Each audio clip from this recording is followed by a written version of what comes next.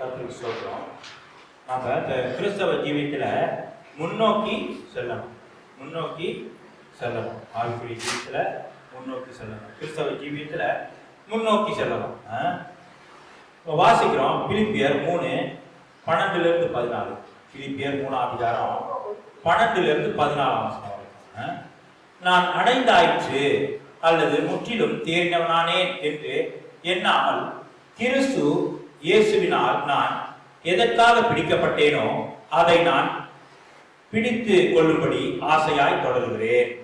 சகோதரரே, அதை பிடித்துக் கொண்டேன் என்று நான் எண்ணுகிறதில்லை. ஒன்று செய்கிறேன், பின்னானவைகளை மறந்து முன்னானவைகளை நாடி கிறிஸ்து இயேசுவுக்குள் தேவன் அழைத்த பரம அழைப்பின் பந்தய பொருளுக்காக இலக்கை நோக்கி தொடர்கிறேன். கர்த்தருக்கு ஸ்தோத்திரம். இந்த அப்போஸ்தலர் பவுல் பிலிப்பியருக்கு சொல்றாரு, என்ன செய்யணுமா? தேவன் அழைத்த பரம அழைப்பின் பந்தய பொருளின் இலக்கை நோக்கி ஓடுகிறேன். உலகத்தில் உள்ள காரியங்களை நோக்கி ஓடுறேன்னு சொல்லல. தேவன் ஒரு இலக்கு வைத்திருக்கிறார் எனக்கு, அந்த இலக்கை நோக்கி நான் ஓடுறேன். இன்னொரு இடத்துல நம்ம வாசிக்கிறோம், பின்னானவைகளை மறந்து முன்னானவைகளை நாடுகிறோம் வாசிக்கிறோம். பின்னான காரியங்களை விட்டுட்டு முன்னானவைகளை தேவன் நம்ம பரம அழைப்பு அழைத்திருக்கிறாரு. பந்தய பொருள் ஒண்ணு நமக்கு வைத்திருக்கிறார். அந்த பந்தய பொருளை நோக்கி நம்ம ஓடக்கூடியவர்களா இருக்கிறோம். நம்ம உலகத்தை நோக்கி ஓடல, உலக ஆசை இச்சையின்படி ஓடல, உலக பொருளாசையின்படி ஓடல, பல விதமான இச்சைகளினால நாம் ஓடல. ஆனா தேவன் நம்மை அழைத்திருக்கிறாரு. அந்த பரம பொருளின் பந்தய பொருளை பெற்றுக்கொள்ளத்தக்கதாக ஓடும்படியா கர்த்தர் நம்மளை தெரிந்து கொண்டிருக்கிறார்னு பாக்குறோம். நம்ம இந்த முன்னோக்கி செல்லும் போது அநேக கஷ்டங்கள், அநேக பிரச்சனைகள், அநேக துன்பங்கள் வரலாம். ஆனா கர்த்தர் நம்மோடு கூட இருக்கிறாரு. ஏன் கர்த்தர் நம்மோடு கூட இருக்கிறாரு? கர்த்தர் நம்மை அழைத்திருக்கிறாரு, ஒரு பந்தய பொருளை வைத்திருக்கிறாரு. அந்த பந்தய பொருளை நோக்கி ஓடும்படியா கர்த்தர் நம்மை அழைத்திருக்கிறாரு. அப்ப அந்த பந்தய பொருளை நோக்கி ஓடும் பொழுது அதுக்கு விரோதமா வருகிறதான எல்லா ஆயுதத்தையும் கர்த்தர் வாய்க்காம பண்ணுவார். அது நமக்கு ஒண்ணு சேதப்படுத்தாதபடிக்கு கர்த்தர் பாதுகாக்க வல்லவராக இருக்கிறார். கர்த்தர் உதாரணத்துக்கு ஒரு நேர் பாதையை நமக்கு அமைத்திருக்கிறான்னு வச்சுக்குவோம். கர்த்தர் ஒரு நேர் பாதையை பாதை வச்சிருக்கிறேன். பந்தயம் பாருங்க, இன்னொரு இடத்துல வாசிக்கிறோம், பந்தய பொருளை பந்தயத்தை பெற்றுக்கொள்ளத்தக்கதாக ஓடுகிறவன், உலகத்துல ஓடுறவன் எல்லா இச்சையடக்கத்தோடு ஓடணுமா? உலகத்துக்குரிய பந்தய பொருளை பெற்றுக்கொள்றதுக்கு எல்லா விதமான இச்சையடக்கத்தோடு ஓடணுமா? அப்ப நம்ம பாக்குறோம், இப்படி செய்யக்கூடாது. உலகத்துல காமன்வெல்த்ல ஓடும் போது இப்படி ஓடக்கூடாது, இந்த லைன்ல இருந்து அந்த லைன்ல ஓடக்கூடாது, எந்த போதை பழக்கத்துக்கு அடிமைப்பட்டிருக்க கூடாது, குடிச்சிருக்க கூடாது, இந்த மாதிரி இருக்கணும், இப்படி இருக்கணும், லைன்ல முன்னுக்கு ஓடும் போது சொல்றதுக்கு முன்னுக்கு டக்குனு ஓடக்கூடாது, இப்படிலாம் பல விதமான நிபந்தனைகள் இருக்குதுன்னு நம்ம பாக்குறோம். அந்த எல்லா விதமான உலகத்துல பந்தய பொருள் வச்சிருக்கிறான். அந்த பந்தய பொருளை பெற்றுக்கொள்றது கூட எல்லா விதமான இச்சை அடக்கத்தோடு ஓடணும் அப்படின்னு பாக்குறோம். அப்ப தேவ ஒரு பரம பந்தய பொருள் நமக்கு வைத்திருக்கிறார். நித்திய ஜீவனை நமக்கு வைத்திருக்கிறார். தேவனோட முகமுகமா தரிசிக்கும்படியா அப்படி ஒரு தான சிலாக்கியத்தை நமக்கு வைத்திருக்கிறார். அப்படிப்பட்டதான பந்தய பொருளை பெற்றுக்கொள்ளத்தக்கதாக நம்ம ஓடணும்னா ஆண்டவர் சொல்ற எல்லா விதமான இச்சை அடக்கத்தோட ஓடணும். அப்ப தேவன் நமக்கு வச்சிருக்க நம்ம நினைத்துக் கொள்ளலாம், ஒரு நேர் பாதையா கர்த்தர் நமக்கு வைத்திருக்கிறார். இந்த பாதையிலே ஓடி நேரா போய் அந்த பந்தய பொருளை பெற்றுக்கொள்ளுங்க.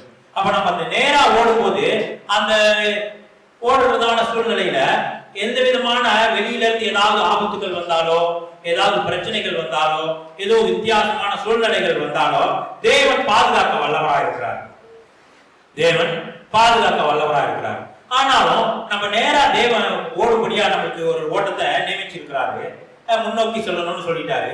நம்ம முன்னோக்கி போகாதபடிக்கு வேற சைட்ல போகிற வழியில சில இடத்துல சில காரியங்களை பார்ப்போம், வலது பக்கம் சில காரியங்களை பார்ப்போம், இடது பக்கத்துல சில காரியங்களை பார்ப்போம்.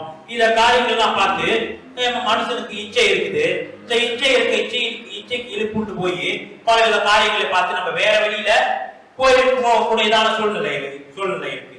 ஆனா அப்படிப்பட்டதான சூழ்நிலை வரும்போது என்ன செய்வாரு? வேதவசனம் வாசிக்கிறோம், தேவன் கோலும் தனியும் வைத்து நம்மை தேற்றுவார். நம்ம பாக்குறோம், போகும்போது இப்ப ஆடு வச்சுக்கிட்டு போறான், மேய்ப்பன் ஆடு வச்சுக்கிட்டு போறான். என்ன செய்வான்? ஆடு ஒரு பக்கமா வச்சுட்டு போகுது, நேர் பாதையில போலாம், கூட்டிட்டு போன பாதையில வரல, ஒரு அடி கொடுப்பான், கோடு தனியை வச்சிருக்கான் மேய்ப்பன். அப்ப அந்த அடிச்சு அவன் கூட்டிட்டு போறான். அப்ப நாம என்ன செய்யறோம்? தேவன் ஒரு பாதையை நமக்கு நியமித்திருக்கிறார். பாதைய நமக்கு நியமித்திருக்கிறார். அந்த பாதையில ஓடும்போது நம்ம உலக ஆசை இச்சை என்ன செய்யும்? நம்மள வேற பக்கம் வேற திசை திருப்பக்கூடியதா, வேற வழியில திசை திருப்பக்கூடியதா. அப்ப நம்ம அந்த வழியில போனோம்னா என்ன வரும்? சிச்சை வரும். ஆண்டவர் சில சிச்சைகளை கொடுப்பாரு. அப்ப அந்த சிச்சையை உணர்ந்து தேவன் நம்ம தேவனோட வழியில நடக்காம உலக ஆசையின்படி நடந்ததுனால, மாம்சத்தின் நிச்சயின்படி நடந்ததுனால, சில அந்நிய சத்தத்துக்கு செவி கொடுத்து நான் நடந்ததுபடினால ஆண்டவர் இந்த சிச்சையை கொடுத்திருக்கிறாருன்னு சொல்லி மனம் திரும்பி வந்தா கர்த்தர் என்ன செய்வாரு? மறுபடியும் நமக்கு வழியை காட்டி நம்ம நடத்தக்கூடியவரா இருக்கிறார். நம்ம ஆனா மாம்ச இச்சையின்படி 100% அதுக்கே ஒப்பு கொடுத்து கர்த்தர் கொண்டு வருகிறதான வழியில போகல, வேற வழியில போயிட்டோம். வேற வழியில போனாக்கா அங்க நமக்கு பாதுகாப்பு இல்லை. கர்த்தர் நமக்கு இந்த வழியில போகும்படியா பாதுகாப்பு கொடுக்கிறேன்னு சொல்லி, பாதுகாப்பு நான் கொடுக்கிறேன்னு சொல்லி ஒரு வழியை நமக்கு நியமித்திருக்கிறார். நம்ம அந்த வழியில போகாம வேற வழியில போய் அகப்பட்டுக்கிட்டோம், மாட்டிக்கிட்டோம். அது யார் தவறு? என்ன ஆண்டவரே, நானும் கிறிஸ்தவனா இருக்கிறேன், நான் சபைக்கு போகிறேன், நான் ஜெபம் பண்றேன், எல்லாமே செய்யறேன், எனக்கு இப்படிப்பட்ட காரியம் வந்துருச்சு, இப்படி ஒரு ஆபத்தான காரியம் வந்து என்ன மாட்டிக்கிச்சு. அப்ப பாப்பா, ஆமா ஐயா, அந்த ஆளு வாரம் சேர்ச்சிக்கு போயிடுவான், ஜெபம் பண்ணுவான், எல்லாம் காணிக்க கொடுப்பான், எல்லாம் செய்வான், அந்த ஆளுக்கு இப்படி ஆயிடுச்சு அப்படின்னு யாரும் யோசிப்பாங்களா? யோசிக்க மாட்டாங்களா? ஆனா அந்த ஆள் வழியை என்ன செய்யறான்? வேறு வழியா போய்கிட்டு இருக்கிறான். வேணும் சபைக்கு வந்துட்டு தான் இருக்கிறான், ஜெபம் பண்ணிக்கிட்டு தான் இருக்கிறான், எல்லாம் செஞ்சுக்கிட்டு தான் இருக்கான். ஆனா அவன் வழி வேறுபடுது. தேவன் என்ன சொல்றாரு? முன்னோக்கி செல்லும்படியா பின்னானவைகளை மறந்து முன்னானவைகளை நாடுங்க. தேவன் வைத்திருக்கிறதான பரம அழைப்பின் பந்தய பொருளை பெற்றுக்கொள்ளத்தக்கதா ஓடுங்க. அப்ப வேற வழியில போகும்போது ஆபத்து வர வாய்ப்பு இருக்குது. அப்ப நம்ம சொல்ல முடியாது, நானு அந்த வழியில போனேன், ஆனா நான் சபைக்கு போறேன், எல்லாம் செய்கிறேன். ஆனா ஆண்டவர் இந்த வழியில ஓடுபடியா நம்மளை தெரிந்து கொண்டிருக்கிறார். இந்த வழியா ஓடுபடியா தெரிந்து கொண்டிருக்கிறார். நம்ம வாசிக்கிறோம் யோசுவா 1:9. யோசுவா 1:9. நான் உனக்கு கட்டளையிடவில்லையா? பலம் கொண்டு திடமனதாயிரு, திகையாதே, கலங்காதே, நீ போகும் இடமெல்லாம் உன் தேவனாகிய கர்த்தர் உன்னோட இருக்கிறார் என்றார். இப்ப ஜோசுவா கிட்ட சொல்றாரு. ஜோசுவா ஒரு படைய கூட்டிகிட்டு போயிறாரு. ஒரு இஸ்ரவேலின் சேனைகளை கூட்டிகிட்டு போய்கிட்டு இருக்கிறாரு. எங்க போய்கிட்டு இருக்காரு? கானான் தேசத்துக்கு போய்கிட்டு இருக்கிறார். அப்ப ஆண்டவர் சொல்றாரு, நான் உனக்கு கட்டளையிடவில்லையா? பலம் கொண்டு திடமனதாயிரு, நீ போற இடம் எல்லாம் நான் கூட இருக்கிறேன். அதே போல இஸ்ரவேல் ஜனங்க எகிப்து தேசத்திலிருந்து கானான் தேசத்துக்கு போனது போல நாம என்ன செய்யறோம்? தேவனுடைய வச்சிருக்கிறதான பரம பொருளின் அந்த இலக்கை நோக்கி ஓடிக்கிட்டு இருக்கிறோம். அப்ப ஆண்டவர் நம்மிடத்திலே சொல்றாரு, நான் உனக்கு கட்டளையிடவில்லையா? பலம் கொண்டு திடமனதாயிரு, நீ போகும் இடமெல்லாம் நான் உன் கூட இருக்கிறேன். ஆண்டவர் போகும் இடம் எல்லாம் அப்படின்னு சொல்றது நாம அந்த முன்னோக்கி சொல்றோமே கர்த்தரோட வழிகள்ல அந்த வழியை சொல்றாரு. முன்னோக்கி யோசுவா என்ன செஞ்சாரு? கானான் தேசத்தை நோக்கி போறாரு. அப்ப ஆண்டவர் கானான் தேசத்தை நோக்கி ஓடி போகிறதான பயணப்படுகிறதான யோசுவா கிட்ட ஆண்டவர் சொல்றாரு, போகும் இடமெல்லாம் நான் இருக்கிறேன், பயப்படாதே அப்படின்னு சொல்றாரு. அப்ப யோசுவா அந்த பக்கம் போகாம கானான் தேசத்துக்கு போகாம ஆண்டவர் வாக்குத்தத்தை கொடுத்துட்டாரு, போகும் இடமெல்லாம் நான் இருக்கிறேன், திகையாதே, கலங்காதே, நான் கூட இருக்கேன்னு சொல்லியிருக்காரு. அந்த வாக்குத்தத்தை தெரிஞ்சுக்கிட்டு யோசுவா வளைஞ்சுக்கிட்டு மறுபடியும் எகிப்து தேசம் நல்லா இருக்குது, எகிப்து தேசத்துல நான் நிறைய ஆசீர்வாதங்களை பெற்றுக்கிட்டேன், நான் நல்லா சந்தோஷமா இருந்தேன், சுகபோகமா ஜீவிச்சேன், இப்படி மாதிரி கால் மனையா நடந்துட்டு இருக்க வேண்டிய அவசியம் இல்ல, ஆண்டவர்கிட்ட கேட்டு மண்ணாமையும் காடையும் சாப்பிட வேண்டிய அவசியம் இல்ல, எனக்கு தேவைப்படாம கறிச்சோறு ஆக்கி சாப்பிடுவேன், தேவைப்பட்ட ஆடை வெட்டி சமைப்பேன், தேவைப்பட்ட கோழியை வெட்டி சமைப்பேன், எனக்கு இந்த வனாந்தர யாத்திரையில எனக்கு அதெல்லாம் வசதி இல்லை, நான் திருப்பி நான் எகிப்து தேசத்துக்கே போறேன். ஆண்டவன் சொல்லிட்டாரு, பலம் கொண்டு திடமனதாயிரு, நீ போகும் இடமெல்லாம் தேவனாகிய கர்த்தர் நான் கூட இருக்கிறேன்னு சொல்லிட்டாரு அப்படின்னு சொல்லி மறுபடியும் எகிப்து தேசத்தை நோக்கி போனாக்கா அவருக்கு ஆசீர்வாதம் வாய்க்குமா? ஆண்டவர் பாதுகாப்பாரா? பாதுகாக்க மாட்டாரு. அதே போல கர்த்தர் நம்மளை தெரிந்து கொண்டிருக்கிறாரு. அந்த பரமை பொருளின் பந்தய பொருளை அந்த கிறிஸ்து இயேசுவுக்குள் தேவன் அழைத்த பரம அழைப்பின் பந்தய பொருளுக்காக இலக்கை நோக்கி தொடர்கிறேன். அப்ப அந்த இலக்கை நோக்கி ஓடிக்கிட்டு இருக்கிறோம். அப்ப அந்த ஆண்டவர் தான் சொல்லிட்டாரு, போகும் இடங்கள்லாம் கூட இருக்கிறேன்னு ஆண்டவர் சொல்லிட்டாரு. அப்ப நம்ம என்ன செய்யலாம்? மறுபடியும் உலகத்துக்கு ஓடலாமா இல்லையா? ஆனா உலகத்துக்கு போகனா பாதுகாப்பு இருக்குதா? இல்ல. அப்ப ஆண்டவர் என்ன செய்றாரு? பின்னானவைகளை மறந்து. பின்னானவைகளை மறந்துனா என்ன அர்த்தம்? பின்னானவைகள்லாம் முந்தி செஞ்சுமே மாம்சத்துல உலக ஆசையா இருந்தோம், மாம்ச இச்சையா இருந்தோம், பிசாசுக்கு கீழ்ப்படிஞ்சு நடந்தோம், பிசாசுக்கு அடிமைகளா இருந்தோம். அதான் பின்னானவைகள். அப்ப அந்த பின்னானவைகள் எல்லாம் உலகம், மாம்சம், பிசாசு இது மூன்றையும் வெறுத்து தள்ளிட்டு தான் நம்ம என்ன செய்யணும்? முன்னானவைகளை நாடணும். அந்த தேவன் வச்சிருக்கிறார இலக்கு, அந்த இலக்கை நோக்கி ஓடிக்கிட்டு இருக்கிறோம்.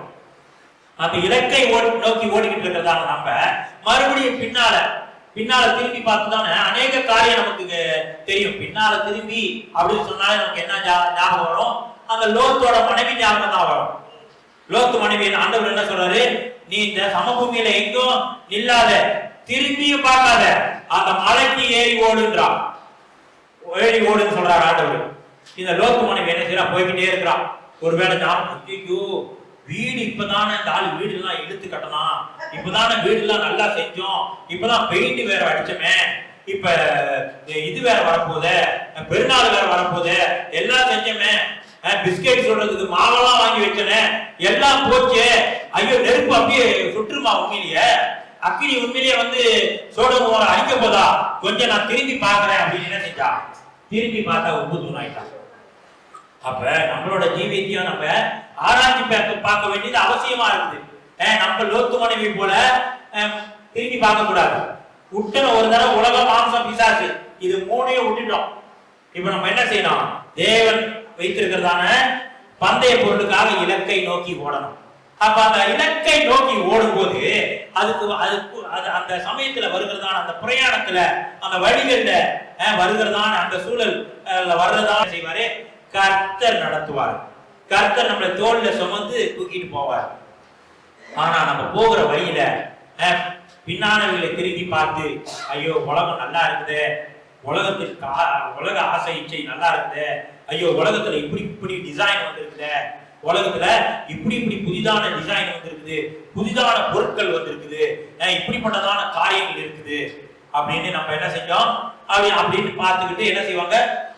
பின்னானவைகளை திரும்பி பார்த்து போனாக்க ஆசீர்வாதம் கிடைக்குமா? ஆசீர்வாதம் கிட்டுமா? கிட்டாது. அப்ப நம்ம தேவன் என்னத்துக்கு அழைத்திருக்கிறாரு? பின்னானவைகளை மறந்து முன்னானவைகளை நாடுங்க, முன்னுக்கு போங்க. இன்னும் கானான் தேசம் வெகு தூரத்துல இருக்குது, போங்க. தேவன் வைத்திருக்கிறதான அந்த பந்தய பொருள் வெகு தூரத்துல இருக்குது, அதை நோக்கி ஓடுங்க, அதை நோக்கி ஓடுங்க. அப்ப நம்ம என்ன செய்யணும்? பின்னானவைகளை மறந்து முன்னானவைகளை நாடணும். அப்ப அந்த மாதிரி நம்ம பின்னானவைகளை மறந்து முன்னானவைகளை நாடும்போது யாத்திராகமம் 14ஆம் அதிகாரம் 14-15 வருஷம். யாத்திராகமம் 14ஆம் அதிகாரம் 14-15.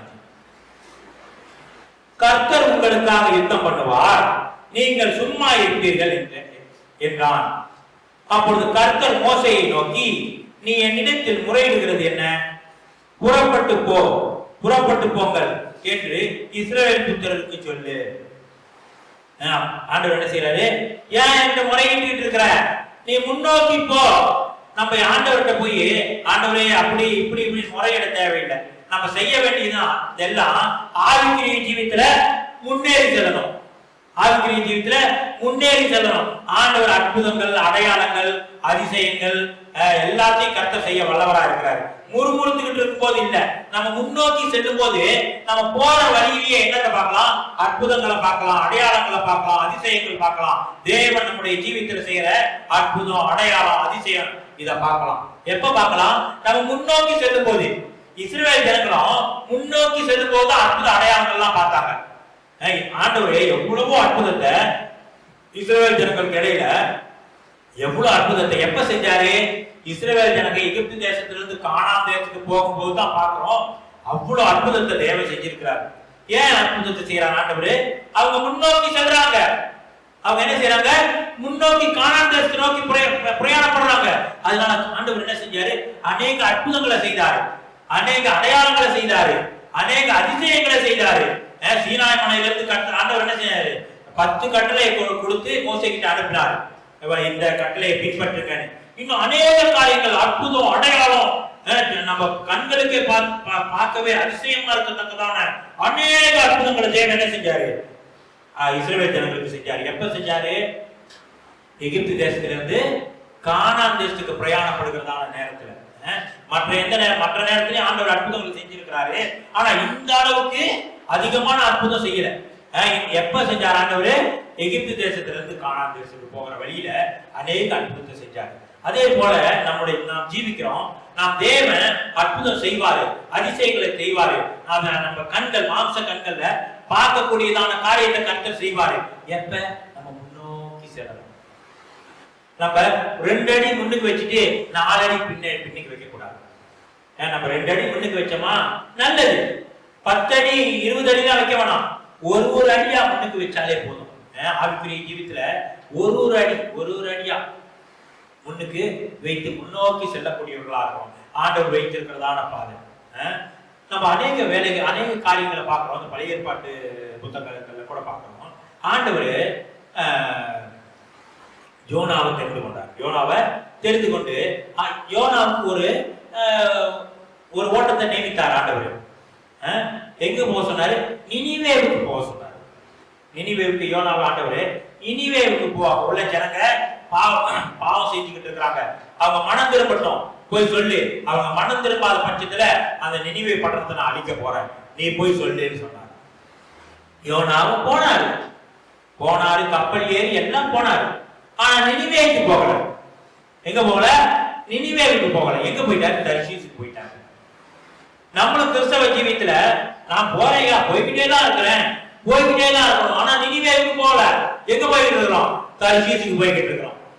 தர்ஷீசுக்கு போனா பாதுகாப்பு கிடைக்குமா? கிடைக்காது. அங்க என்ன ஆயிரும்? மீன் முழுங்கிருச்சு. யோனாவை மீன் முழுங்கிருச்சு. ஆனாலும் தேவன் என்ன செஞ்சாரு? அந்த யோனாவை நல்ல மறுபடியும் அந்த நினிவேவுக்கு போகிறதான வழியில கொண்டாந்து வச்சாரு. கர்த்தருக்கு நோவாவுக்கு கர்த்தரோட கண்ணுல கிருபை கிடைச்சிச்சு. மறுபடியும் என்ன செஞ்சாரு? அந்த ஜீவனுள்ள வழியில கொண்டு வந்து வச்சாரு. தொடர்ந்து பிரயாணப்பட்டு போறாரு. ஆனா நம்ம எத்தனை பேரு இன்னும் தேவனோட வழியை அறியாம வேற வழியில போய்கிட்டு இருக்கிறோம்? வேற வழியில போய்கிட்டு இருக்கோம். உலகத்தை நோக்கி போய்கிட்டு இருக்கிறோம். யோனா தர்ஷீசை நோக்கி போனது போல நம்மளும் தேவன் நம்ம அழைத்திருக்கிறாரு. அந்த இலக்கை நோக்கி ஓடுபடியா தேவன் நம்ம அழைத்திருக்கிறாரு. ஆனா நம்ம என்ன செஞ்சுக்கிட்டு இருக்கிறோம்? இன்னும் உலக சபைக்கு வரோம், வேத வசனத்தை கேட்கிறோம், ஜெபம் பண்றோம். ஆனா நம்ம வழிகள் மாறுபடுது. நம்ம வழிய அந்த இலக்கை அந்த இலக்கு நம்ம இருதயத்துல அந்த இலக்கு இல்ல, நம்ம மைண்ட்ல அந்த இலக்கு இல்ல. என்ன இருக்கு? உலகத்துக்குரியதான இலக்கு தான் இருக்குது. உலகத்துக்குரிய இலக்கு தான் இருக்குது. நான் இந்த வருஷம் இதை செஞ்சிடணும், இந்த வருஷம் இதை செஞ்சிடணும், இந்த வருஷம் இதை வாங்கிடணும். தேவையான காரியத்தை கர்த்தர் நமக்கு கொடுப்பாரு. ஆனா நமக்கு இருக்க வேண்டிய ஒரே இலக்கு ஆண்டவர் வச்சிருக்கிறாரு. அந்த இலக்கை நோக்கி தான் நம்ம தொடரணும். ஆனா உலகத்துல அநேக இலக்கு இருக்கு, அதை நம்ம நோக்கி ஓட தேவையில்லை. அந்த இலக்கை நம்ம நோக்கி ஓடணும்னா உலகத்துல நம்ம பிரயாசப்படுறோமே அந்த பொருள் நமக்கு கிடைக்காது. இறுதியில அந்த பரம பொருள் பந்தயத்தை பெற்றுக்கொள்ளத்தக்கதாக ஓடணும்னு ஆண்டவர் சொல்றாரு. அந்த இலக்கையும் நம்ம பெற்றுக்கொள்ள முடியாது. நம்ம மைண்ட்ல என்ன இருக்குது? உலகத்துக்குரிய இலக்கு தான் இருக்குது. நம்ம மைண்ட்ல எப்படி ஆவிக்குரிய ஜீவிதத்துல முன்னேறி செல்றது? எப்படி ஆவிக்குரிய ஜீவிதத்துல முன்னேறி செல்றது? இஸ்ரவேல் ஜனங்களை எகிப்து தேசத்துல இருந்து கானான் தேசத்துக்கு கூட்டிட்டு போறதுக்கு யார் இருந்தா? மோசே இருந்தாரு. மோசே மறித்து போயிட்டாரு. யோசுவா இருக்கிறாரு. எங்களை நடத்திட்டு போறதுக்கு யார் இருக்கிறா? அந்த மாதிரி நடத்திட்டு போனா எங்களுக்கு தெளிவா தெரியுமே. ஏன் எங்களுக்கு தெரியல அப்படின்னு சொல்லலாம். ஆவியானவர் நமக்குள்ள இருக்கிறார். மேலும் அந்த இலக்கு நம்ம எங்க வைத்திருக்கிறோம்? அந்த இலக்கு தான் நம்மை கொண்டு போகக்கூடியதா இருக்குது. ஆண்டவர் வைத்திருக்கிறதான இலக்க நம்முடைய இலக்கா மாற்றி அந்த இலக்கை நோக்கி ஓடிக்கிட்டு இருந்தோம்னா பரிசுத்த ஆவியானவர் நமக்கு உதவி செய்வார். மாறாக நம்ம உலகத்துக்குரிய இலக்கை கொண்டாந்து ஆவிக்குரிய இலக்காக நம்ம மாற்றி நான் இயேசுவை ஏத்துக்கிட்டேன், பெரிய வீடு வாங்கிட்டேன், பெரிய காடி வாங்கிட்டேன், இயேசுவை ஏத்துக்கிட்டேன், பெரிய காரியம் செஞ்சுட்டேன், இயேசுவை ஏத்துக்கிட்டேன், நல்ல வேலையா, நல்ல பெரிய வேலை, பெரிய சம்பளமா இருக்கேன்.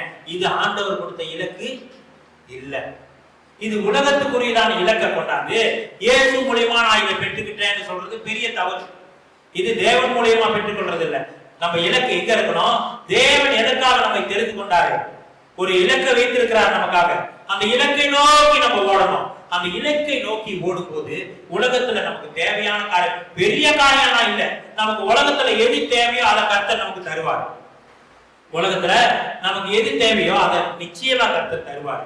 தேவையான காரியங்கள் இல்ல, தேவையில்லாத காரியங்கள்லாம் கர்த்தர் கொடுக்க மாட்டாரு. கர்த்தர் நம்மளை கொண்டு போய் பெரிய பணக்காரனாகி இந்த நெகிழ்ச்சியே பெரிய பணக்காரனாலாம் ஆக்க மாட்டாரு. அதுக்கு நம்மள தேவை தெரிந்து கொள்ளல. நம்மளை தெரிந்து கொண்டது ஆண்டவர் அந்த இலக்கை தேவ வச்சிருக்கிறாரு, பரம இலக்கு, அதை நோக்கி ஓடும்படியாக தெரிந்து கொண்டிருக்கிறார். அப்ப அந்த இலக்கை நம்ம மைண்ட்ல வச்சு நம்ம ஓடனா ஆவியானவர் நமக்கு உதவி செய்வார். இதுதான் நம்ம முன்னோக்கி செல்லணும்னா அந்த ஆண்டவர் கொடுத்ததான இலக்கை நம்ம மைண்ட்ல ஏத்திக்கணும், அதை நோக்கி பார்த்து ஓடணும். அது ஓடும்போது ஐயோ ஆண்டவர் பாப்பாரு, என் மகனுக்கு என் மகளுக்கு நான் கொடுத்ததான வழியில ஓடுறதுக்கு ரொம்ப பிரயாசப்படுறான், ரொம்ப ஆசைப்படுறான், நம்ம மகனுக்கு உதவி செய்வோம்னு சொல்லி என்ன செய்வாரு, ஆவியானவர் நம்மோடு கூட இருந்து நம்ம அவரோட சத்தத்தை கேட்கக்கூடியதா கர்த்தர் செய்வார். நம்ம உலகத்துல அநேக இலக்குகளை கொண்டாந்து ஆவிக்குரிய இலக்குன்னு வச்சா ஆண்டவர் பேசுகிற சத்தம் நமக்கு கேட்காது. ஆண்டவர் பேசுகிற சத்தம் நமக்கு கேட்காது. ஏன்னா நம்ம என்னத்தை எதிர்பார்த்துக்கிட்டு இருக்கிறோம், எப்படிப்பட்டதான இலக்கு, காசு. காசுன்னு எங்கேயாவது சத்தம் கேட்குதா? ஆண்டவர் காசுன்னு கேட்குதா சத்தம்? அதுதான் நம்ம இலக்கு. என்ன செய்வோம், ஆவியானவர் நித்திய ஜீவனை கொடுக்க இருக்கிறார். அவர் ஆவிக்குரிய காரியங்களை பேசுவார், பரலோகத்தின் மகத்துவங்களை குறித்து பேசுவார். அதை பத்தி நம்ம ஏன்னா எனக்கு உலகத்துக்குரியதா இருக்கு. அப்ப நம்ம என்ன இருக்கும், காசுன்னு ஏதாவது சத்தம் கேட்குதா, காசுன்னு ஏதாவது சத்தம் கேட்குதா, அதுதான் நம்ம அந்த மாதிரி காசுன்னு சத்தம் கேட்குதா அப்படின்னு நம்ம காதை டியூன் பண்ணி வச்சிருந்தாக்கா தேவனோட சத்தத்தை கேட்க முடியுமா? கேட்க முடியாது.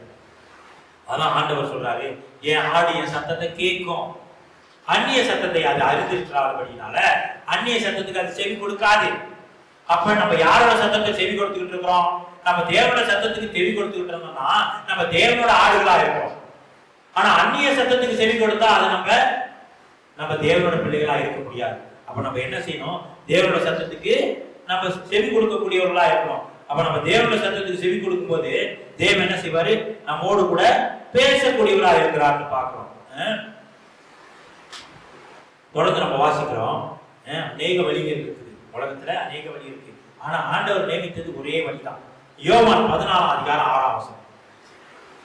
யோவான் 14 அதிகாரம் 6 வசனம். அதற்கு இயேசு, நானே வழியும் சத்தியமும் ஜீவனுமா இருக்கிறேன், என்னாலே அல்லாமல் ஒருவனும் பிதாவினிடத்திலே வரான். இயேசு என்ன சொல்றாரு? அதற்கு இயேசு, நானே வழியும் சத்தியமும் ஜீவனுமா இருக்கிறேன், என்னாலே அல்லாமல் ஒருவனும் பிதாவினிடத்துல வரான். அப்ப இயேசுதான் வழியா இருக்கிறாரு. இயேசுவோட பாதை எப்படி இருந்துச்சு? இயேசுவோட பாதை தான் நம்மளோட பாதை.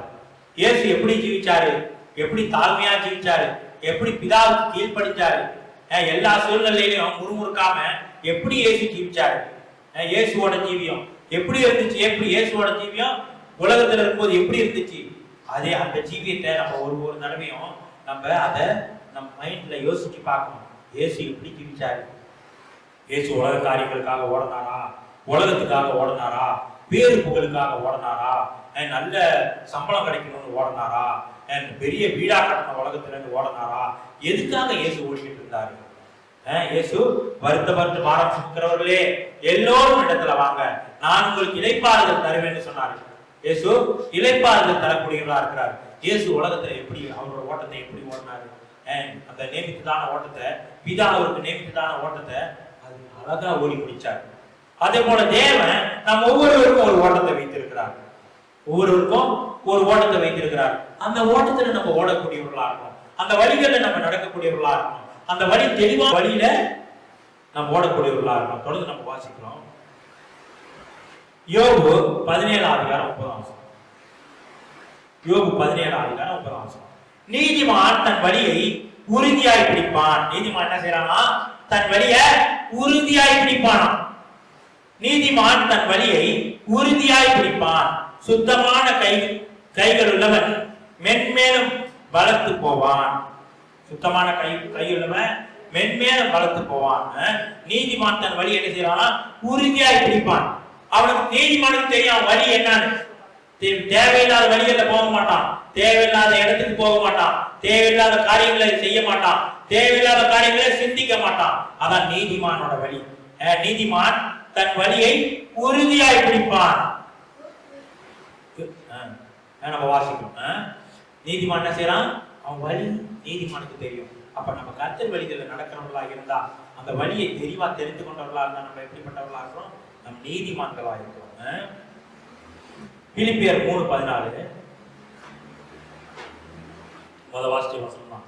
கிறிஸ்து இயேசுவுக்குள் தேவன் அழைத்த பரம அழைப்பின் பந்தய பொருளுக்காக இலக்கை நோக்கி தொடர்கிறேன். நம்ம இலக்கு தேவன் வைத்திருக்கிறார். நம்ம சொல்ல தேவை, வழி தெரியாதியா, எனக்கு எப்படி போகணும்னு தெரியாது, அந்த தேவன் வைத்ததான வழி என்னன்னு தெரியாதுன்னு நம்ம சொல்ல முடியாது. தேவன் ஒரு இலக்கை நமக்கு வைத்திருக்கிறார். நாம் மனசுல, ஆண்டவரே நீங்க கொடுத்ததான இலக்கு, அதை நோக்கி நான் ஓடணும் ஆண்டவரே, அதை நோக்கி நான் தொடரணும், அதை பிடித்து கொள்ளணும் ஆண்டவரே அப்படின்னு நம்ம கர்த்தர்கிட்ட சொல்லும் போது கர்த்தர் நம்ம என்ன செய்வாரு? நமக்கு அது வழிவாசலை நமக்கு திறக்கக்கூடியவராக இருக்கிறாரு. கர்த்தர் நம்மோடு பேசியிருக்கிறாரு, அதுக்கு நம்ம கீழ்ப்படிஞ்சு நடப்போம். கர்த்தர் தொடர்ந்து நம்ம நடத்தக்கூடியவராக இருக்கிறாரு. சோதரம் பண்ணுவோம்.